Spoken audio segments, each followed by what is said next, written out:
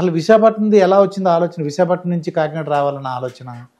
నేను ఈ రామేశ్వరం చేసేటప్పుడు ఎక్కడ లేదు కదా అవకాశము ప్రాక్టీస్ చేసుకోవడానికి. ఆ మధ్యలో నేను గోవా అండ్ మహారాష్ట్ర వెళ్ళడానికి ప్రాక్టీస్కి అడిగినప్పుడు వాళ్ళ కాంటాక్ట్ చేయండి వీళ్ళ కాంటాక్ట్ చేయండి అనటమే చూశాను. సపోర్ట్ దొరకలేదు నాకు, ప్రాపర్ సపోర్ట్. ఆనెస్ట్గా చెప్తున్నాను, నేను ప్రాపర్ సపోర్ట్ దొరకలేదు నాకు. వచ్చి ఉన్న మిగిలిన స్టేట్ స్విమ్మర్స్కి లోకల్ స్విమ్మర్స్కి ప్రాక్టీస్ చేసుకోవడానికి వాళ్ళు పర్మిషన్స్ ఇస్తున్నారు అసోసియేషన్స్. నాకు ఒక్కదానికి ఆంధ్ర రిజెక్ట్ చేస్తున్నారు అప్లికేషన్స్. నేను వేరే స్విమ్స్ చేయడానికి ముంబైలో చేయడానికి ట్రై చేసినప్పుడు కూడా నన్ను అప్లికేషన్స్ రిజెక్ట్ చేశారు. సో అది చాలా పెయిన్ ఉంది నాకు. ఆంధ్రాలో ఇంత పెద్ద కోస్టల్ లైన్ ఉన్నప్పుడు ఎందుకు ఇక్కడనే ట్రై చేద్దాము, కొంచెం అవేర్నెస్ క్రియేట్ చేద్దాము, ఇక్కడ వాటర్ స్పోర్ట్స్ డెవలప్ అవ్వాలి. ఎక్కడైనా అదర్ స్టేట్స్లో ఎట్లా ఉందంటే చిన్న చిన్న వాటర్ బాడీస్ ఉంటే కాంపిటీషన్స్ కండక్ట్ చేసుకుంటున్నారు, చాలా ఇన్కమ్ వస్తుంది దాని మీద, అండ్ ప్రతి ఒక్కరికి ఒక వర్క్ అనేది దొరుకుతుంది. ఇంత కోస్టల్ లైన్ ఉండి వరల్డ్లోనే biggest coastal line Andhra, bay of Bengal వరల్డ్లోనే లాంగెస్ట్ బే మనది. ఇంత ఫెసిలిటీస్ ఉంచుకొని అవేర్నెస్ లేకపోవటం అనేది చాలా బాధ అనిపించింది. సో నేను ఏదైతే చూడలేకపోయినా కాకినాడ బీచ్ అదే టార్గెట్ పెట్టుకున్నా. ఎందుకంటే ఇప్పుడు మనం ఏదైనా ఒక పాయింట్ నుంచి ఒక పాయింట్కి చేసినప్పుడు అది స్టార్టింగ్ అవని ఎండింగ్ అవని ఆ పాయింట్ అనేది హైలైట్ అవుతుంది, పలానా ప్లేస్ నుంచి పలానా ప్లేస్. విశాఖపట్నం నుంచి ఇక్కడ కాకినాడ ఎన్ని కిలోమీటర్లు అంటారు? 150 కిలోమీటర్స్. 150 కిలోమీటర్స్ అంటే రోజుకి ఎన్ని రోజులు వచ్చేసరికి ఇక్కడికి 7 days పట్టింది. 30 కిలోమీటర్స్ ఎవ్రీ డే. యాక్చువల్లీ 40 అట్లా అనుకుని 5 days లో ఫినిష్ చేసేద్దాం అనుకున్నాం. బట్ సెకండ్ డే మాకు ప్రాబ్లం అయ్యి 5 members సిక్ అయ్యారు. అంటే క్రూ ఉంటారు, సో వాళ్ళలో 5 members సిక్ అయ్యేసరికి వాళ్ళని పంపించి ఉన్న వాళ్ళని సెటిల్ అవ్వడానికి టైం తీసుకుని కొంచెము 30 kilometers వరకు మాత్రము చేయగలిగేదాన్ని. ఒక్కొక్కసారి 40 వరకు వెళ్ళాము అట్లా. అంటే వెదర్ కండిషన్స్ కూడా చాలా. మీరు పర్మిషన్ తీసుకుని స్టార్ట్ చేశారు, అదే విశాఖపట్నంలో స్టార్ట్ చేశారు. పర్ డే 30 kilometers ట్రావెల్ అవ్వాలి. అంటే మీతో పాటు ఏముంటాయండి ఫెసిలిటీస్? 2 boats ఉన్నాయి. బోట్స్ లో బెడ్స్, కిచెన్, టాయిలెట్ ఉంటుంది. అట్లాంటివి 2 boats పెట్టుకున్నాము. 12 members క్రూ, అంటే కయాకర్స్, డాక్టర్, ఫిజియోథెరపిస్ట్, ఒక మేనేజర్, ఇంకా ఫీడింగ్ ఇవ్వడానికి ఫీడర్స్, బోట్ వాళ్ళు, డ్రైవర్స్ వాళ్ళు ఉంటారు కదా వాళ్ళు, అండ్ స్కూబా డైవర్స్. ఎమర్జెన్సీ వస్తే రెస్క్యూ చేయడానికి స్కూబా డైవర్స్ ని పెట్టుకున్నాము. సో విశాఖపట్నంలో 2 times పోస్ట్పోన్ చేసుకున్నాము ఈ ఈవెంట్. ఎందుకంటే వెదర్ డిసెంబర్లో బాగాలేదు, సైక్లోన్స్ రావటం వల్ల. 28ని అనుకున్నాం కానీ స్టార్ట్ అయ్యే వరకు కూడా గుండె గుబ్ అంటూనే ఉంది, మళ్ళీ ఏమి అవాంతరం వస్తుందో అని. అందుకని ఊరికి పెద్దగా ఏమి ఎవరికి ప్రమోట్ చేయలేదు, ఏమి ఎవరికి ఇన్ఫర్మేషన్ ఇవ్వలేదు. మేము జస్ట్ కలెక్టర్స్కి మాత్రం ఇన్ఫార్మ్ చేసాము. భరత్ గారు ఏం చేశారంటే, ఎంపీ భరత్ గారికి మేము రిక్వెస్ట్ చేసినప్పుడు ఆయన అంగీకరించి ఫ్లైట్లో వచ్చారు ఢిల్లీ నుంచి, ఓన్లీ మా ఈవెంట్ గురించి. సో ఆ సపోర్ట్ చూసుకుని మేము ముందుకు వెళ్ళిపోదాం అనుకున్నాము. బోట్లో 27th ఆఫ్టర్నూన్ కల్లా రీచ్ అవ్వాలనేది మా ప్లాన్. కొంచెం వాళ్ళకి రెస్ట్ దొరికితే నెక్స్ట్ స్టార్టింగ్ టైంకి ఇబ్బంది ఉండదని. బట్ 27th midnight 1 o'clock అయినా ఇంకా స్టార్ట్ అవ్వకపోతే 12 hours టైం తీసుకుంటుంది. మేము భరత్ గారి ప్రోగ్రామ్ 9 o'clock పెట్టుకున్నాము. డే పోతుంది కదా వెయిట్ చేస్తే. అందుకని ఏం చేస్తామంటే సెకండ్ ప్లాన్ ఆలోచించి ఇమ్మీడియట్గా midnight 1 o'clock ఇంకొక చిన్న బోటు మాట్లాడుకుని, కయాక్స్ మాట్లాడుకుని, ఒక ఎమర్జెన్సీ టీమ్ లాగా ఒక చిన్న క్రూని, ఉన్న వాళ్ళలోనే ఇంపార్టెంట్ పర్సన్స్ని ఒక 3-4 members మేము అరేంజ్ చేసేసి ఒక 10 hours ప్యాక్ చేసుకుని ఫీడింగ్ అంతా స్టార్ట్ చేసి చిన్న బోట్లోనే ఒక కయాక్ తీసుకుని వెళ్ళిపోయాం అనమాట. ఫ్లాగప్ చేశారు భరత్ గారు. 9కి అనుకున్నది 11కి స్టార్ట్ చేసాము. వెళ్ళిపోయాం మేము. 20 kilometers వెళ్ళిన తర్వాత రీచ్ అయినాయి ఈ బోట్లు. సో ఆ డే మొత్తం వేస్ట్ అయి ఉండేది మేము ఆగిపోయి ఉంటే బోట్ల గురించి. సో ఒక డేర్ చేసి ముందుకు వెళ్ళాము. ఫస్ట్ డే మా స్విమ్ చేసేటప్పుడు. ఇప్పుడు పర్ డే మార్నింగ్ ఎన్ని గంటలకు స్టార్ట్ చేస్తారు జనరల్ గా అండి? పర్ డే మార్నింగ్ నార్మల్ గా మేము 6-7కి అట్లా స్టార్ట్ చేద్దాం అనుకునే వాళ్ళము. కానీ అందరం రెడీ అయ్యి దిగేసరికి 8-9 అట్లాగా అయ్యేది. ఫస్ట్ 2-3 days మాకు కూడా కన్ఫ్యూజ్ అయ్యాం. అంటే ఎట్లా అంటే ఎక్కడైతే స్టాప్ చేసామో ముందు రోజు నెక్స్ట్ డే మార్నింగ్ అక్కడి నుంచే స్టార్ట్ చేయాలి. సో బోట్ అక్కడ ఆపితే మనకు ప్రాబ్లం లేదు. ఆ పాయింట్ కాకుండా యాంకర్ వేయడానికి వేరే పాయింట్కి వెళ్ళాల్సి వచ్చేది. చాలా దూరం వెళ్ళి మళ్ళీ ఇదే పాయింట్కి వచ్చి లాటిట్యూడ్ లాంగిట్యూడ్ సెట్ చేసుకోవడానికి అది చాలా టైం పట్టేది అనమాట. సో ఇదంతా మాకు అర్థం అవడానికి 2-3 days టైం పట్టింది. Same point. So practice makes perfect లాగా, మ్యాన్ పర్ఫెక్ట్ లాగా కొద్దిగా 1 or 2 days ఇబ్బంది పడ్డారు. అయితే పడ్డాము. సెకండ్ డే అయితే ఇదే మీకు మంచి ఎక్స్పీరియన్స్ ఉన్నారు కూడా పక్కన ఎక్స్పర్ట్స్, వాళ్ళు గవ్వ చెప్పేస్తారు మీకు, మీరే చేసుకోవాల్సి వచ్చింది అంతాను. లేదు అంటే అందరికీ నాలెడ్జ్ ఉంది దీని గురించి, కానీ మనకి అవకాశం లేదు కదా, ఎక్స్పీరియన్స్ లేదు, నాలెడ్జ్ ఉంది. బట్ ప్రాక్టికల్ గా అక్కడ సిచ్యుయేషన్ లో ఇంప్లిమెంట్ చేయటం అనేది డిఫరెంట్ థింగ్. అండ్ ఇది రూట్ కూడా మనమే ఫస్ట్ టైం వేస్తున్నాము. మన ముందు ఎవరు చేయలేదు. చేసుంటే మనకి పలానా చోటు ఇది ఉంది, పలానా చోటు ఇది ఉందని మాకు ఒక ఐడియా ఉండేది. ఇప్పుడు మేమే వెళ్ళటం, మేమే చేయటం వల్ల ఏంటంటే మేము 6 తర్వాత చేయలేదు, స్టాప్ చేసేవాళ్ళము. ఈవినింగ్ 6 కల్లా ఆపేసేవాళ్ళము. ఎందుకంటే అమావాస్య ఒక టైము ఏం కనిపించేది కాదు, ముందు ఏముందో మనకి తెలియదు. సో డార్క్ లో నార్మల్ గా అయితే మేము డార్క్ లో కూడా స్విమ్ చేశాను అదర్ ఛానల్స్ క్రాస్ చేసినప్పుడు. ఇది డేర్ చేయలేకపోయాము, అంటే safety first priority. So day మొత్తం పర్ డే 30 kilometers అనుకున్నారు అనుకోండి. ఎవ్రీ 1 hour కి ఏమన్నా రెస్ట్ తీసుకోవడం రూల్ ఉందంటే ఒక 5 minutes కానీ 1 minute కానీ? రెస్ట్ ఏమీ తీసుకోలేదు, కానీ ఫీడింగ్ తీసుకునే వాళ్ళం. ఫీడింగ్ అంటే ఏం తీసుకునేవాళ్ళు? ఫీడింగ్ అంటే నేను ఎనర్జాల్ తీసుకునేదాన్ని, అండ్ దాంతో పాటు అంటే ఒక సాలిడ్ ఒక లిక్విడ్, అంటే క్విక్ బైట్సే అన్ని ఒకసారి ఇట్లా ఇలా అంటే లోపలికి వెళ్ళిపోయేలాగా అలా ఉండాలి, అంత చిన్నగా అనమాట. సో డేట్స్ చిన్న బాల్ లాగా చేసుకుని అది తీసుకోవటము, అండ్ డేట్స్ ఒకటి, జింజర్ క్యూబ్స్ అదొకటి, హానీలో డిప్ చేసిన ఆమ్లా ఒకటి, ఆరెంజ్ జ్యూస్, ఇంకా ఎనర్జాల్ ఒకటి, ఇంకా నేను ఒక డ్రింక్ ప్రిపేర్ చేసుకుంటాను. అది నేను రామ్ సేతు చేసినప్పుడు, కెటలినా ఛానల్ చేసినప్పుడు కూడా సేమ్ డ్రింక్ యూజ్ చేశాను. అదేంటంటే వాటర్లో honey, lemon juice, ginger drops and jaggery కొద్దిగా యూజ్ చేశాను, అండ్ రాక్ సాల్ట్. ఇదంతా కలిపి ఒక మిక్స్ చేసి ఒక ఎనర్జీ డ్రింక్ తయారు చేసుకుంటాను నేను. అది నా ప్రాక్టీస్ లోనూ అదే యూజ్ చేశాను. ఇది 200 ml ఎవ్రీ 1 hour కి ఏదో ఒక లిక్విడ్, ఒక సాలిడ్ కొద్దిగా తీసుకుంటాము. అది కూడా ఏంటంటే 1 minute కన్నా తక్కువ టైంలోనే మనము ఫీడింగ్ తీసుకోవాలి.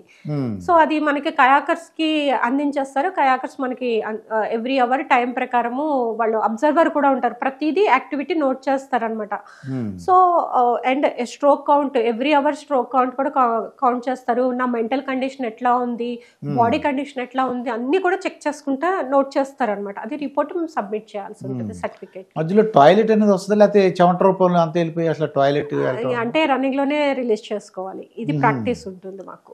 ఓకే, జస్ట్ యూరిన్ వరకునే, యూరిన్ వరకు. ఇంకా అంటే ఒకసారి వాటర్ లో దిగిన తర్వాత ఈ ఒడ్డు నుంచి ఆ ఒడ్డుకి లేదా టార్గెట్ ఫినిష్ చేయడాన్ని మించిన టఫెస్ట్ థింగ్ ఏది ఉండదు. దానికన్నా ఈ నేచర్ కాల్స్ అనేది చాలా చిన్న విషయాలు. సో స్విమ్ చేసుకుంటూనే మన టాయిలెట్ మీరు ప్రాక్టీస్ చేసుకుంటారు. అవును, అట్లా రిలీజ్ చేసుకుంటూనే వెళ్తాము. అయితే నైట్ టైం 6 కల్లా ఆపేస్తారు మేడం? ఆపేసి బోట్ ఎక్కేసేవాళ్ళము. బోట్ ఎక్కి వాళ్ళకి మీరు మళ్ళీ స్నానం చేయడం? నేను హాట్ వాటర్ తో మళ్ళీ స్నానం చేసి కొంచెం, ఎందుకంటే పులిసిపోతుంది బాడీ అంతా చాలా. అండ్ ఒక 3-4 hours తర్వాత నుంచి, అంటే ఫస్ట్ డే 3-4 hours నుంచి నోరు పాడైపోతుంది, నాలిక ముక్కలాగా అయిపోతుంది, కొట్టుకుపోయి. సాల్ట్ వాటర్ కదా, ఏమీ తినలేను. ఓన్లీ కర్డ్ రైస్, పొద్దుట కర్డ్ రైస్, మధ్యాహ్నం curd rice, night curd rice. Only curd rice మీద 7 days సర్వైవ్ అయ్యాను. స్విమ్మింగ్ ముందే కర్డ్ రైస్ తినేసి 1 గంట ముందు లైట్ గా వార్మప్ చేసి దిగేదాన్ని. మీరు ఇలాగా స్విమ్ చేస్తున్నప్పుడు బాడీ ఇంటి విషయాలు కానీ లేదంటే బయట విషయాలు జ్ఞాపకం వస్తాయండి? బ్రహ్మాండంగా గుర్తుకొస్తాయి.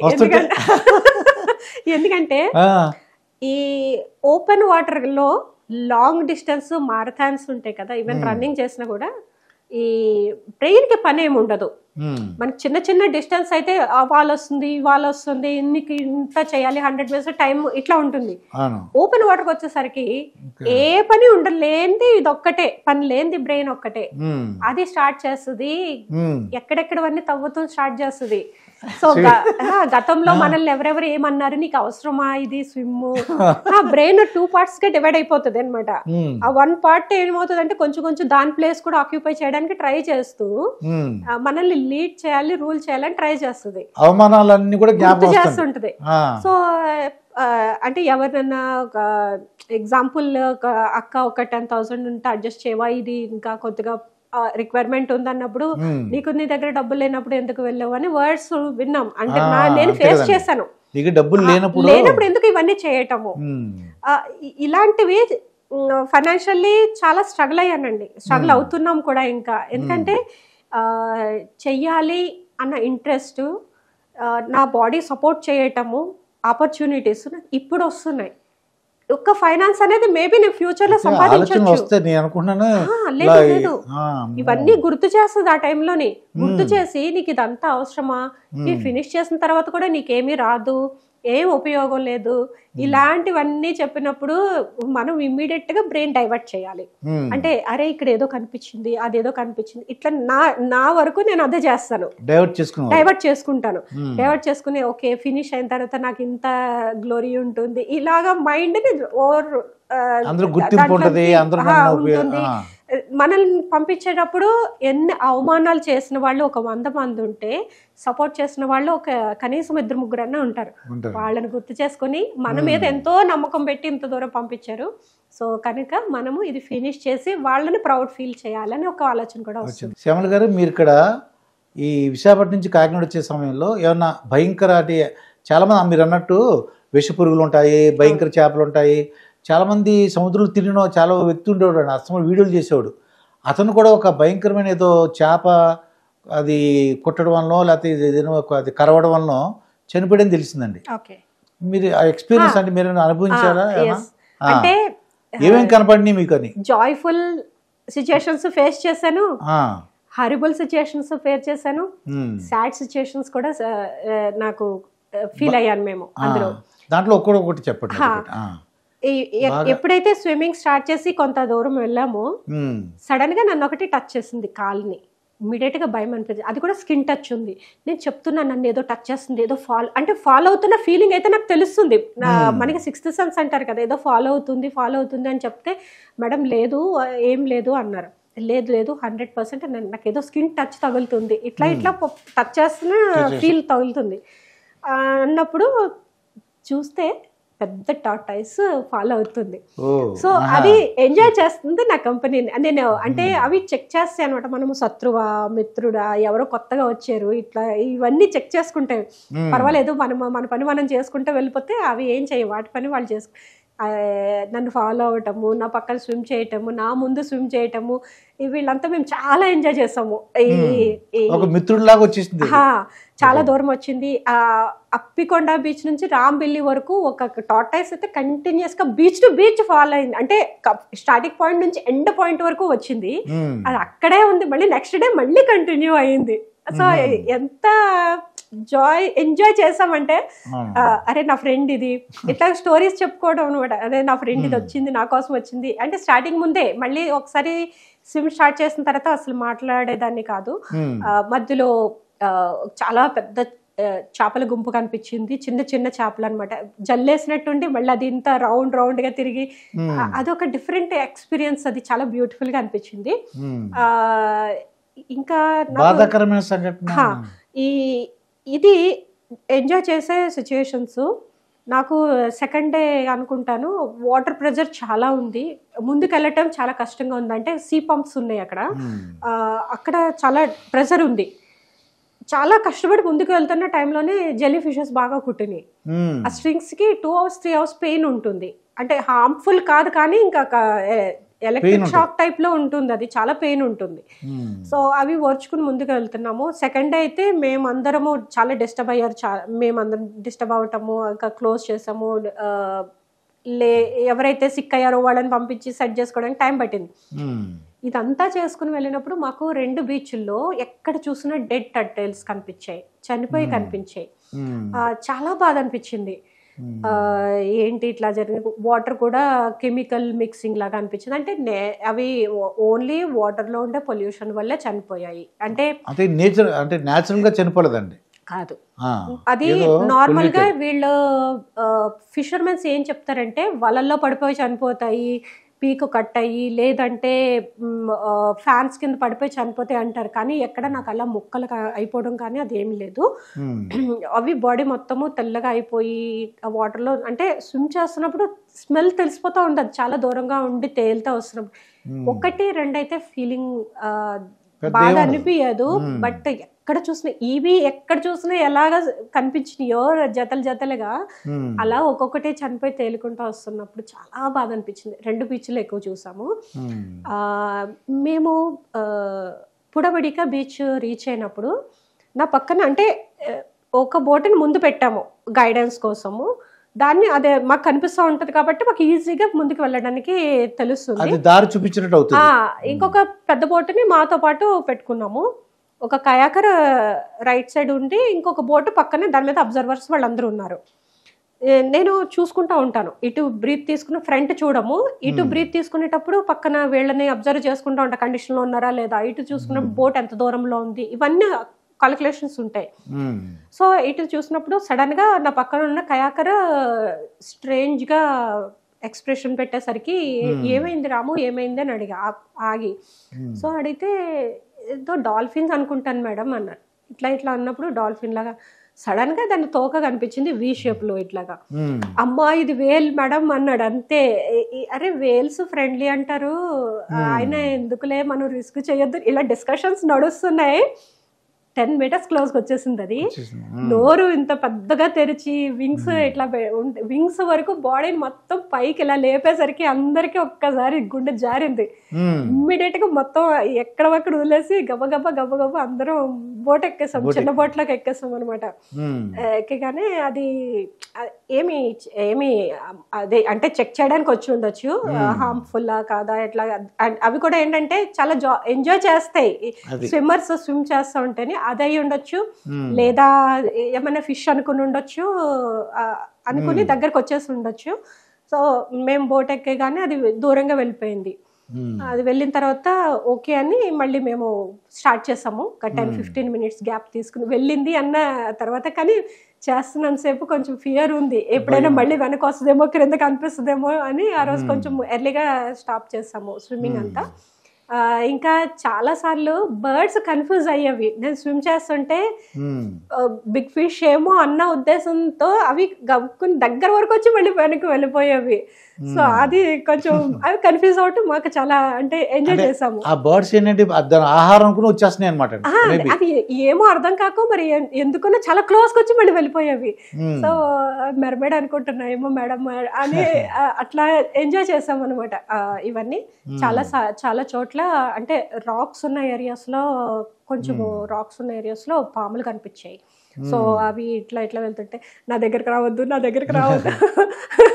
నన్ను చూడొద్దు, నన్ను హాయ్ చెప్పొద్దు, ఇట్లా జస్ట్ ఫన్ గా మాట్లాడుకుంటా ఉండేవాళ్ళము. కాకినాడ ఎప్పుడైతే దగ్గరలో వచ్చినప్పుడు 1 kilometer ఉందని తెలిసిపోద్ది మేడం మీకు. ఇంకా కాకినాడ 1 kilometer ఉంది, 5 kilometers, 10 kilometers ముందే. అంటే మాకు GPS ట్రాకర్ ఫాలో అవుతున్నాం కదా, మాకు కనిపిస్తా ఉన్నారు వాళ్ళంతా. బోట్ లో వాళ్ళకి కనిపిస్తా ఉన్నారు, నాకు తెలియదు. కానీ బోట్ లో ఉన్న వాళ్ళకి వాళ్ళ జనం కనపడతా ఉన్నారు. చాలా ఒక 5-6 kilometers అంటే తుని వెళ్ళిన తర్వాత ఆగాము. అక్కడికి మాకు ఇంకా 20 kilometers ఉంది స్విమ్. ఎంత తొందరగా రీచ్ అయిపోదామా, ఫినిష్ చేద్దామా అని 1 o'clock రీచ్ అవుతామని రఫ్ గా చెప్పాము. ఎర్లీగా స్టార్ట్ చేసేసాము ఆ రోజు. ఫినిష్ చేసే మూడ్ లోని ఇంకా మాకు చాలా దూరంగా వీళ్ళంతా కనిపిస్తున్నారు. కాకినాడ సీపోర్ట్ వాళ్ళందరూ వచ్చారు. ఇంకా భరత్ గారు ఆఫీస్ నుంచి కూడా వచ్చారు. చినరాజప్ప గారు ఎమ్మెల్యే ఆయన వచ్చారు రిసీవ్ చేసుకోవడానికి వచ్చి వాళ్ళు 3 hours నుంచి వెయిట్ చేస్తున్నారంట. ఇంకా మేము 1 o'clock వస్తామని చెప్పినా కూడా 8 o'clockకి ఓల్డ్ పర్సన్స్ బీపీ షుగర్లు ఉన్న వాళ్ళు కూడా వచ్చి వెయిట్ చేయటం, అది అంతా విన్నప్పుడు చాలా హ్యాపీగా అనిపించింది. నిజంగా ఆ ఆనందం మీ కళలో కనబడుతున్నాను ఇప్పుడు నిజంగా. ఫినిష్ చేసి మన ఇండియన్ ఫ్లాగ్ పట్టుకుని ఎగరేసినప్పుడు అబ్బా ఈ 7 days పడిన శ్రమ అంతా అసలు ఒక్క క్షణం గుర్తు రాలేదు నాకు. మీడియా వాళ్ళు అడుగుతున్నప్పుడు ఆన్సర్ చేయటమే కానీ అసలు ఏం చేసాము ఏం కాదు, ఫినిష్ చేసాము సక్సెస్ఫుల్ గా. చరిత్రలో నా ప్లేస్ చూడాలనుకున్నాను, అది సక్సెస్ఫుల్ గా క్రియేట్ చేశాను. ఇంతవరకు అసలు విశాఖపట్నం నుంచి కాకినాడ వచ్చిన మహిళలు ఎవరు లేరు, మహిళలు కాదు అసలు జెంట్స్ కూడా లేరు. వరల్డ్ లో జస్ట్ ఒక 4 to 5 people మాత్రం ఇంత లాంగ్ డిస్టెన్స్ క్రాస్ చేశారు. ఆసియాలోనే ఫస్ట్ పర్సన్. ఓకే, మొత్తం ఎంత ఖర్చు అయింది మేడం మీకు? 20 lakhs వరకు అయిందండి. 20 lakhs. దాంట్లో గవర్నమెంట్ గానీ ఏమైనా సపోర్ట్ ఏమైనా ఉందా? గవర్నమెంట్ సపోర్ట్ చేస్తే బాగుండేది, ఎక్స్పెక్ట్ చేస్తున్నాం.